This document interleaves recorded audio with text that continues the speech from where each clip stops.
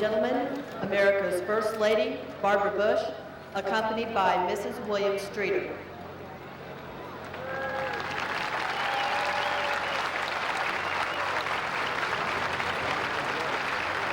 Ladies and gentlemen, the Vice President of the United States and Mrs. Quayle.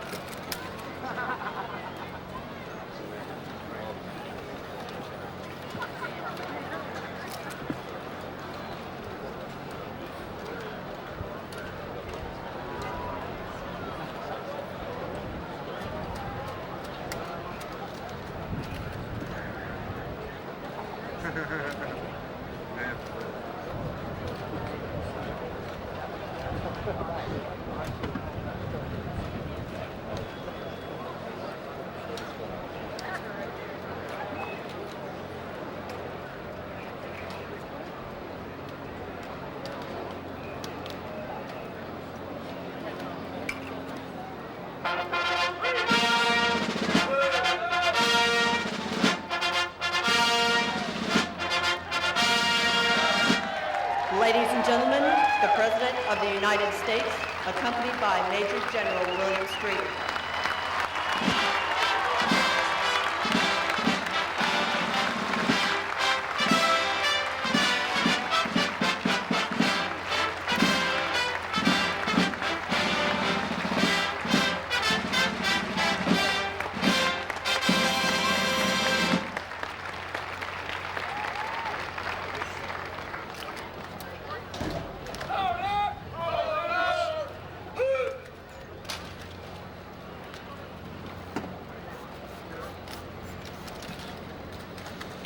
This streamer presentation ceremony continues the long-standing tradition within the military to visibly recognize the services for campaigns fought in the name of liberty and democracy.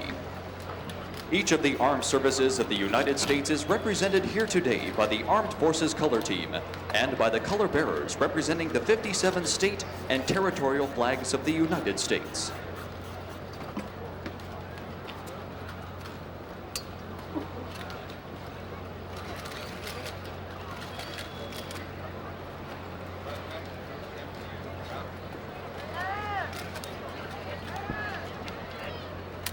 At this time, President Bush will present the Honorable Michael P.W. Stone, Secretary of the Army, with the campaign streamers for Southwest Asia.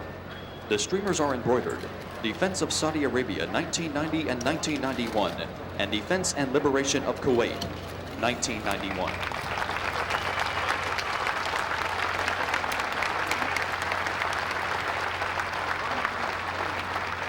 Now joining the President to present the campaign streamer to the Marine Corps is the Honorable H. Lawrence Garrett III, Secretary of the Navy, and General Alfred M. Gray, Commandant of the Marine Corps. As President Bush presents the streamer to Secretary Garrett, he will in turn pass it to General Gray, who, assisted by the Sergeant Major of the Marine Corps, Sergeant Major David W. Summers, will fasten the streamer to the Marine Corps color. This is the Marine Corps' 49th streamer and has 2 stars denoting the Defense of Saudi Arabia and Defense and Liberation of Kuwait. The next service to be presented with the campaign streamer is the Navy. Joining President Bush and Secretary of the Navy Garrett is Admiral Frank B. Kelso II, Chief of Naval Operations. As Admiral Kelso receives the campaign streamer from President Bush and Secretary Garrett, he will fasten the streamer to the Navy color, assisted by Master Chief Petty Officer of the Navy, Dwight R. Bushy. This is the Navy's 29th streamer. It also has 2 stars denoting the Defense of Saudi Arabia and Defense and Liberation of Kuwait.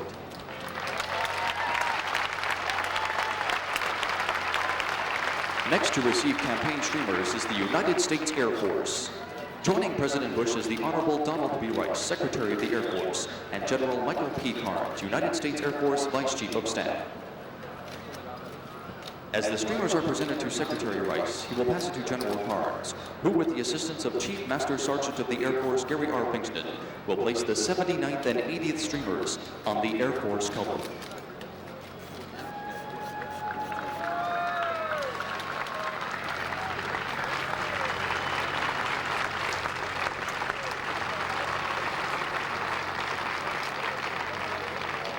The final armed service to receive the campaign streamer is the United States Coast Guard.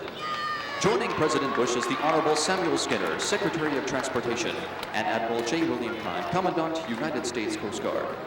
Assisting Admiral Kine in the fastening of the streamer is Master Chief Petty Officer of the Coast Guard, R.J. Lloyd.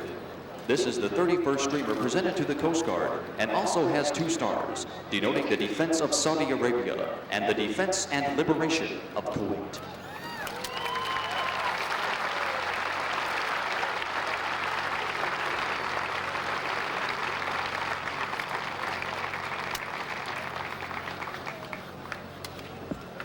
Ladies and gentlemen, this completes our presentation of the campaign streamers.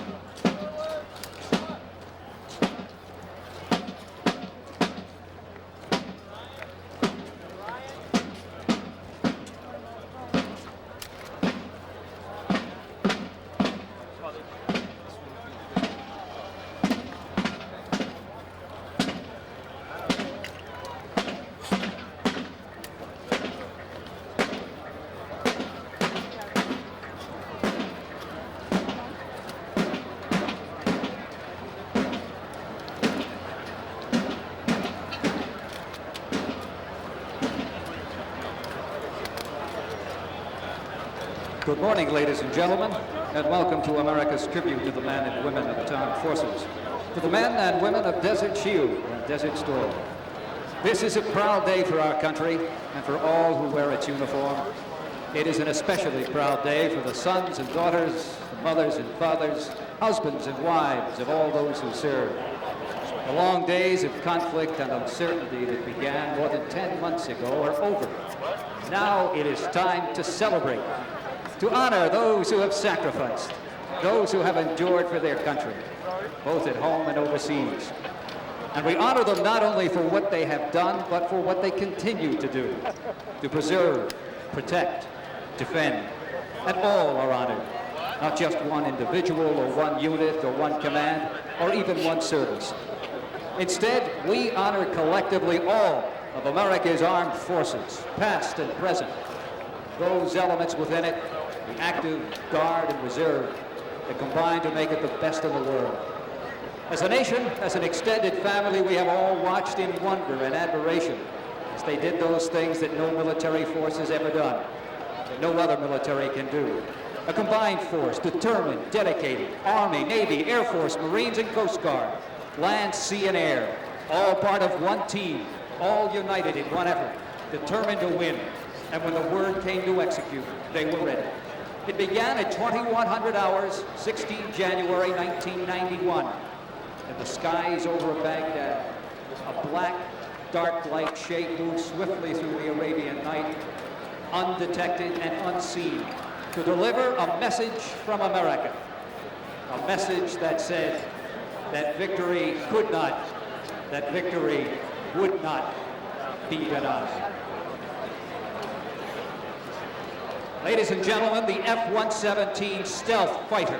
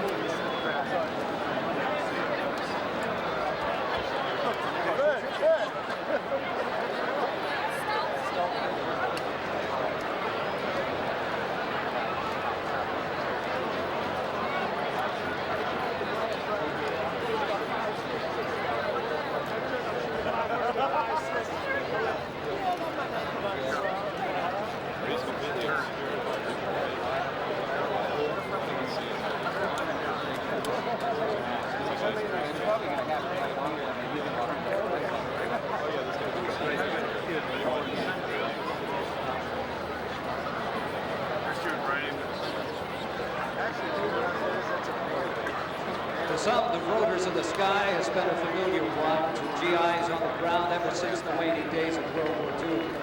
During the last 45 years, those helicopters have evolved into one of our most versatile and flexible weapon systems, designed to do almost everything, from search and rescue to medical evacuation, from hauling cargo to reconnaissance, special operations to ground attack.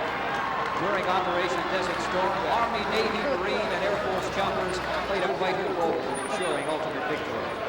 The first to pass in review today, a flight of 10 Army choppers from Fort Stewart's Hunter Army Airfield. The same aircraft, the same air crews that took the war to the enemy in the Gulf. They supported the 24th Infantry Division's historic thrust into Iraqi territory, an offensive that won the day for the 18th Airborne Corps of the Euphrates Valley, one that helped end the war quickly and decisively. During that operation, Army helicopters flew round the clock in combat, keeping the Iraqi Republican Guard hunkered down in its bunkers. They resupplied the fast-moving 24th with critical supplies, served as eyes and ears of the ground troops, finding the enemy and cutting him off, preventing his escape. And today, flying side by side with the Victory Division choppers as they pass in review, the famed Huey medical evacuation heroes, the airborne lifesavers, so familiar to those who served in Southeast Asia.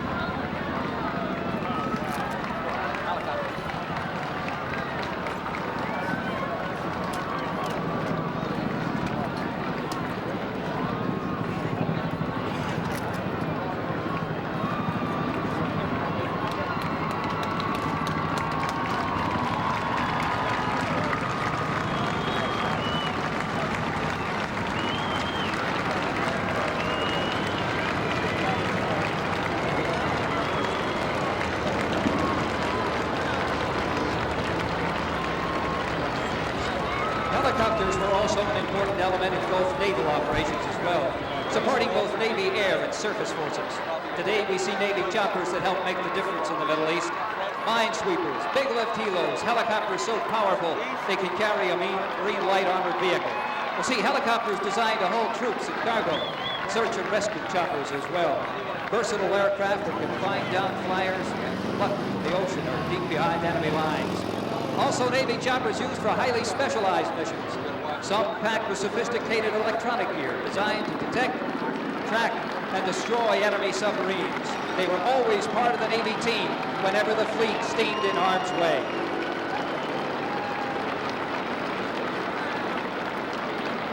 And wherever you found a member of the United States Marine Corps in the Gulf, you could always count on a Marine helicopter being nearby. Marine choppers were there to carry the troops and their gear into battle. They kept them resupplied and re-equipped. They ferried the injured and wounded back to aid stations and hospitals. They helped monitor and control the battle on the ground. And they directly supported that battle, laying down suppressive fire, attacking enemy armor, escorting Marine troop-carrying choppers into the fight, performing armed reconnaissance even when poor weather severely limited visibility. Submarine helos equipped for in-flight refueling, so when trouble broke out in Somalia, they could fly non-stop to evacuate civilians then return to the flight.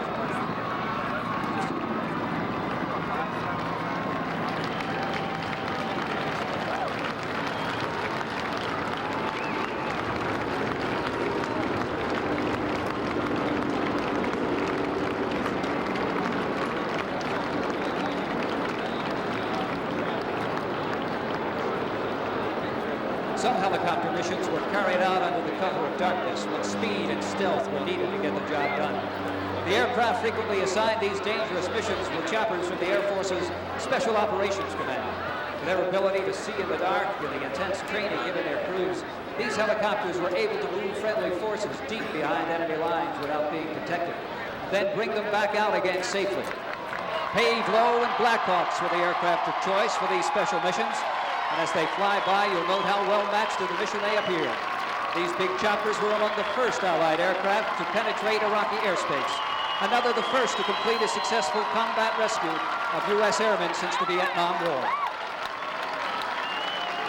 Ladies and gentlemen, General H. Norman Schwarzkopf, Commander-in-Chief, U.S. Central Forces, and the members of the U.S. Central Command headquartered at MacDill Air Force Base, adjacent to Tampa, Florida. Central Command is the headquarters for U.S. military affairs in 18 countries in the Mideast, Southwest Asia, and Northwest Africa. And the friendly bears made lots of friends, not just here, but all over the world. A great American ambassador, a great American. We love you. We love you, General.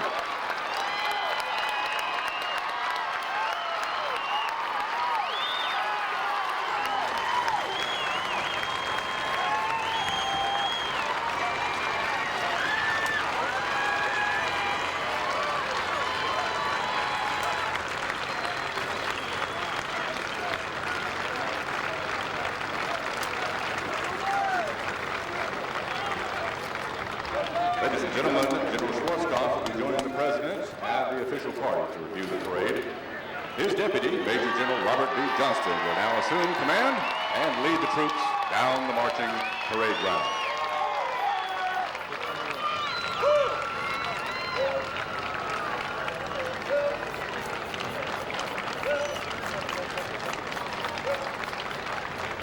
Ladies and gentlemen, we now present the Central Command troops under the direction of Colonel Patrick J. Neiman, U.S. Army.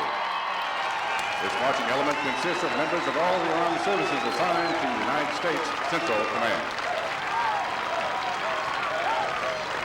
Operation Desert Shield began August the 7th, 1990, with an order to deploy U.S. military forces to Saudi Arabia. 3 days later, heavy ground forces began boarding ships for the voyage to the Middle East. And in less than 1 month, 100,000 American troops were in the region. Ladies and gentlemen, Special Operations Command, Central Command, under the direction of Colonel Jesse L. Johnson, U.S. Army. Special Operations troops and units from all the armed forces who participated in Operation Desert Shield and Desert Storm. Special Operations Forces deployed to the Persian Gulf beginning on August the 7th in 1990, and their mission was to conduct special operations on land, in the air, and on the sea in support of CENTCOM's military objectives.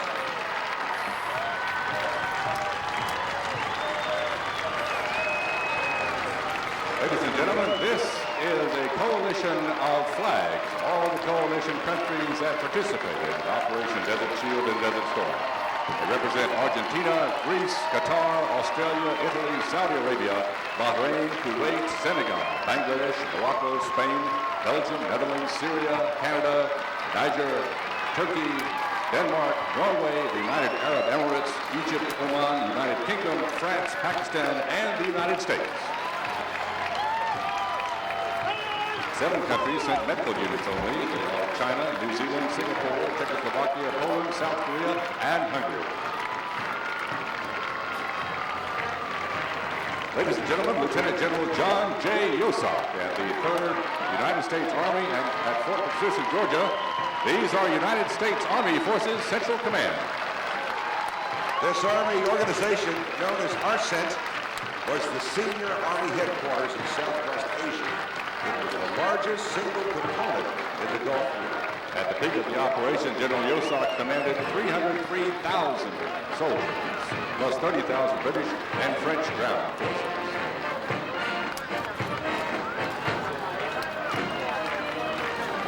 Approaching the review stand, the United States Army Band under the direction of Colonel L. Brian Shelburne, Jr. The Army's senior musical organization, the United States Army Band, represents the entire United States Army.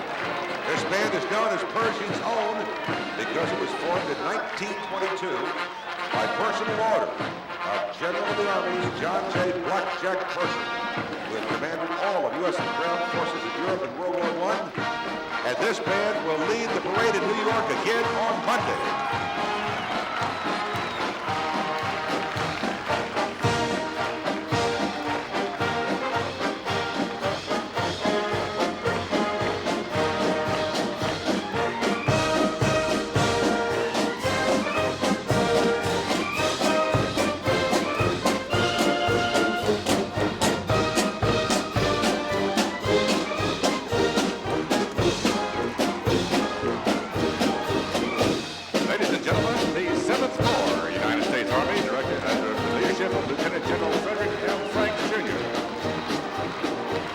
Including its combat division, regiments, and brigades, and all its combat support and combat service support units. 7th Corps, based in Germany, began supporting Operation Desert Shield in November of 1990.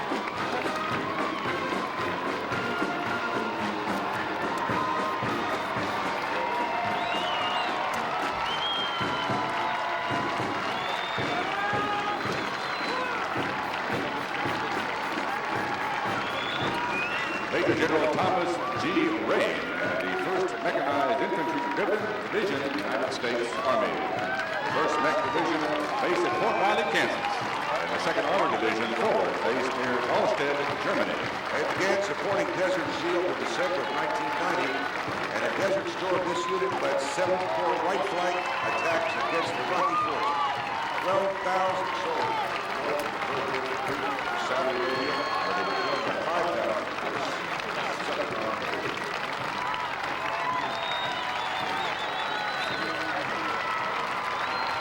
Approaching next is Major General Ronald H. Griffith and the 1st Armored Division, elements of the 3rd Infantry Division, both based in Germany. The 1st Armored Division began supporting Operation Desert Shield in December of 1990. Including other U.S. Army units assigned to it for operational control, the division had 17,000 soldiers under its command, and it took part in 7 Corps sweeps around the left flank of Iraqi positions in Iraq.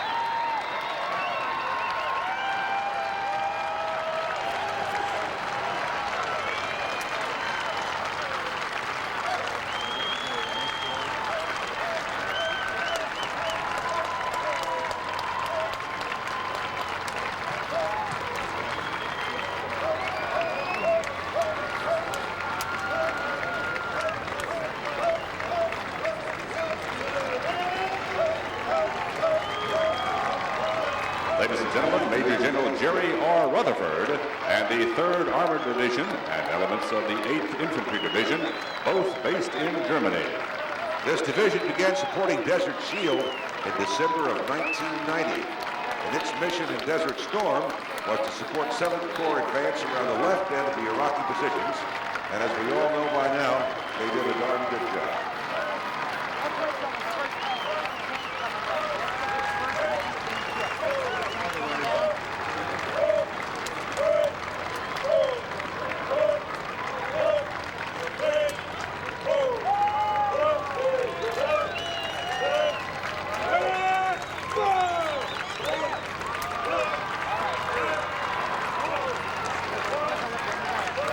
Approximately 17,000 soldiers deployed from the 3rd Armored and 8th Infantry Divisions to the Persian Gulf. They destroyed more than 4 Iraqi divisions.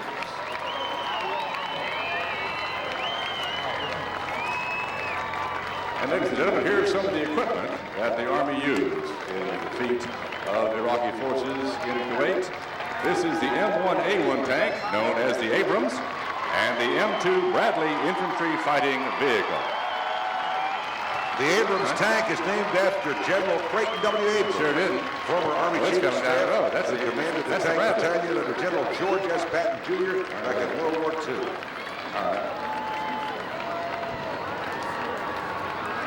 This first piece of equipment is the M2 Bradley. There were 2,200 Bradleys deployed to Saudi Arabia. Bradley's equipped with a 25mm automatic stabilized cannon, anti-tank missiles, and 7.62mm machine gun. There were 6 firing ports around the vehicle, which enabled infantry from the inside to fire their weapons while under armor cover.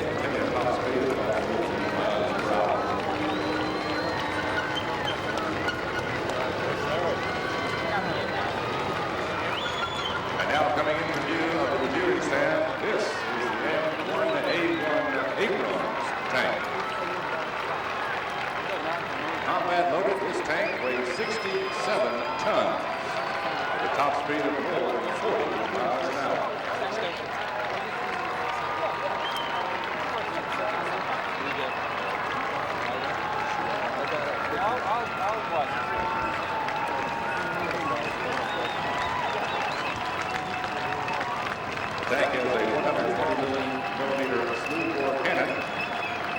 Fires a fin-stabilized anti-tank round with a 1,500 horsepower turbine engine.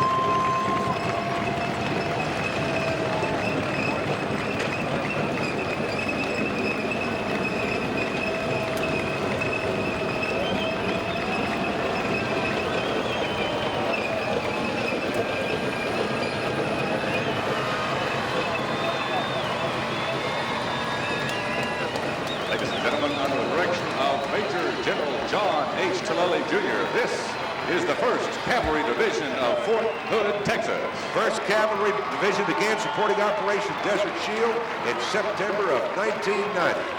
In Desert Storm, the division initially supported 18th Airborne Corps, then the 7th Corps. The division had 17,000 soldiers under its control. They are beautiful.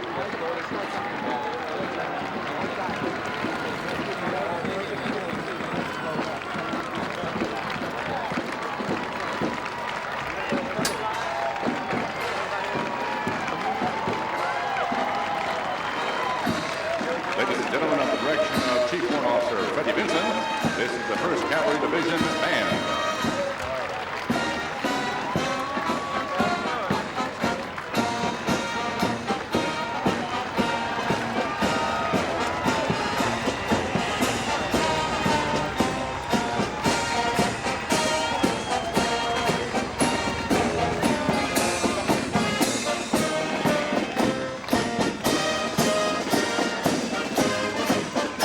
Lieutenant General Gary E. Luck, Commanding General of the 18th Airborne Corps,